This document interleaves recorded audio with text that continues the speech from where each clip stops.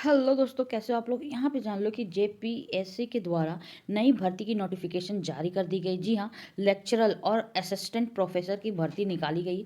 जो उम्मीदवार ग्रेजुएट है वो इसके लिए आवेदन कर सकता है। जी हाँ, यहाँ पे देख लो कि लगभग 365 से भी ज़्यादा पदों की भर्ती निकाली गई। यहाँ पे देख सकते हो इसका ऑफिशियल वेबसाइट। यदि आप जेपीएससी के ऑफिशियल वेबसाइट पर जाओगे ना, उसको नीचे स्क्रोल करोगे तो यहाँ पे वैकेंसी के पोस्ट के बारे में पता चलेगा। यहाँ पे देख लो, यहाँ पे लेक्चरर और असिस्टेंट प्रोफेसर की वैकेंसी निकाली गई।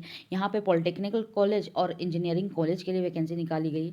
आइए एक एक करके डिस्कस करें। तो यहाँ पे देख लो, वेट मैं बताती हूँ। हाँ, यहाँ पे देख लो कि यहाँ पे जो पॉलिटेक्निकल कॉलेज है, ठीक है, बैकलॉग के लिए टोटल 6 पद निकाले गए। यहाँ पे देख सकते हो कि जहाँ पर कंप्यूटर साइंस इंजीनियरिंग के लिए 1 पद है, इलेक्ट्रॉनिक्स एंड कम्युनिकेशन इंजीनियरिंग के लिए 1 है, इंग्लिश के लिए 1 है, फिजिक्स के लिए 3 है। टोटल 6 पद निकाले गए हैं। वहीं पर देख लो कि आपका असिस्टेंट प्रोफेसर इंजीनियरिंग कॉलेज के लिए यहाँ पे देख सकते हो कि टोटल 11 पद निकाले गए। यहाँ पे देख सकते हो कि इंफॉर्मेशन टेक्नोलॉजी के लिए 1 और मेटालॉजिकल इंजीनियरिंग के लिए 2, केमिस्ट्री के लिए 5, फिजिक्स के लिए 5। टोटल 11 पद हैं। यहाँ पे देख सकते हो कि 6 और 11 बोल सकते हो, टोटल 17 पद हुए। और इसके अलावा यहाँ पे देख लो कि पॉलिटेक्निकल राजकीय महिला पॉलिटेक्निकल कॉलेज से लगभग 349 पदों की भर्ती निकाली गई। इन तीनों को मिलाकर बोल सकते हो कि 366 पदों की भर्ती निकाली गई। 366 बोल सकते हो। यहाँ पे देख लो, और यहाँ पे देख लो कि 2 साल तक आपका ट्रेनिंग चलेगा और ट्रेनिंग के टाइम पे आपकी सैलरी 57,700 तक रहेगा। और ये सैलरी उसके बाद इंक्रीज हो जाएगा 80,000 पर मंथ। ठीक है, ये याद रखना। आइए इस सब के बारे में एक एक करके हम लोग डिस्कस करें। तो यहाँ पे देख लो कि लेक्चरर के लिए, ठीक है, जो पॉलिटेक्निकल कॉलेज है उसके लेक्चरर के लिए यहाँ पे देख लो कि जहाँ पर 349 पदों की वैकेंसी निकाली गई ना, इसके अंदर ध्यान से देखोगे तो यहाँ पे देख लो कि ऑटोमोबाइल के लिए 4 पद निकाले गए, केमिस्ट्री के लिए 21, सिविल इंजीनियर के लिए 40, कंप्यूटर साइंस इंजीनियरिंग के लिए 66, ड्रेस डिजाइन गारमेंट मैन्युफैक्चरिंग के लिए 10, इलेक्ट्रिकल इंजीनियरिंग के लिए 45, इलेक्ट्रिकल इलेक्ट्रॉनिक्स एंड इंजीनियरिंग के लिए 19, इलेक्ट्रॉनिक्स कम्युनिकेशन इंजीनियरिंग के लिए 18, इंग्लिश के लिए 18, इंटीरियर डिजाइन के लिए 4, मैथमेटिक्स के लिए 30, मैकेनिकल इंजीनियरिंग के लिए 43, मैकेनिकल इंजीनियरिंग ऑटोमोबाइल के लिए 4, और मेटालॉजिकल के लिए इंजीनियरिंग के लिए 5, माइनिंग इंजीनियरिंग के लिए 8, फिजिक्स के लिए 14। टोटल 349 पद निकाले गए। यहाँ पे देख सकते हो, ठीक है।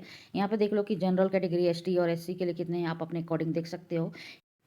ये जो तीनों पोस्ट निकाले गए ना, ये जो देख सकते हो जहाँ पर लेक्चरर हो गया, असिस्टेंट प्रोफेसर की जो वैकेंसी निकाली गई, तीनों के लिए अलग अलग आवेदन की तिथि है, क्वालिफिकेशन अलग है। चयन प्रक्रिया के बारे में बात करें, आइए एक एक करके डिटेल से और भी डिटेल से जानें। ठीक है, तो यहाँ पे देख लो कि स्टार्टिंग में जो आपका लेक्चरर इन गवर्नमेंट पॉलिटेक्निक्स या गवर्नमेंट वुमेंस पॉलिटेक्निक्स जो रेगुलर के लिए जो वैकेंसी निकाली गई, जहाँ पर 349 पद है, इसकी स्टार्टिंग में सैलरी यहाँ पे देख सकते हो कि 56,100 रुपये से लेकर 57,700 तक रहेगी। यहाँ 2 साल के बाद आपके जॉब कंफर्म होने के बाद आपकी सैलरी इंक्रीज होगी। ठीक है, यहाँ पे देख लो कि यदि हम इसके क्वालिफिकेशन के बारे में बात करें तो यहाँ पे देख लो, यदि आपने बीई या बीटेक किया है तो आप इसके लिए आवेदन कर सकते हो। यदि आपने मास्टर की डिग्री किया है तो आप आवेदन कर सकते हो, या फिर आपने इंजीनियरिंग या टेक्नोलॉजी से रिलेटेड बैचलर की डिग्री या मास्टर की डिग्री किया है तो आवेदन कर सकते हो।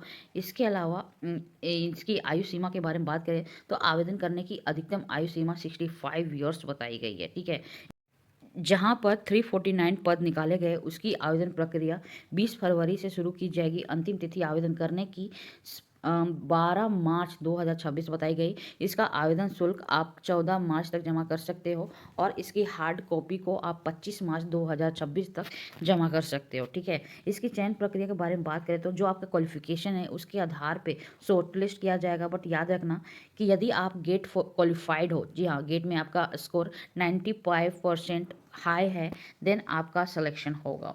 मतलब आप गेट क्वालिफाइड हो जहाँ पर आपका 95% स्कोर्स है, देन आपका शॉर्टलिस्ट किया जाएगा। ठीक है, शॉर्टलिस्ट होने के बाद इंटरव्यू होगा। यदि हम दूसरे पद के बारे में बात करें तो यहाँ पे देख लो, जहाँ पर 11 पद निकाले गए हैं, ठीक है, उसकी भी सैलरी 2 साल तक 56,100 रुपये से लेकर 57,700 रुपये तक देखने को मिलेगा। ठीक है, यहाँ पर इसकी आवेदन प्रक्रिया 18 फरवरी से शुरू की जाएगी और अंतिम तिथि आवेदन करने की तो 10 मार्च 2026 बताई गई है।